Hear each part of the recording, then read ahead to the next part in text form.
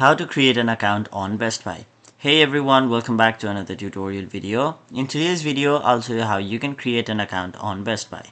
So to do that, first of all, go to any web browser of your preference, and once you've done that, simply type in Best Buy. After that, go to the first link, which is Best Buy. Now once you've done that, you can simply see the profile like icon on the top right corner of your screen, just left to the cart like icon. Simply tap on it. After that, you will be taken to this page where you'll have to basically enter your email address and your password, and in case you don't have an account, simply scroll down and then tap on the option create an account. Now once you've done that, you'll have to enter details such as your first name, your last name, your email address, and finally create a new password for your Best Buy account. Now once you've done that, once you tap on the option create account, you'll have successfully created an account on Best Buy. So it was as easy as that, and that was basically how you create an account on Best Buy.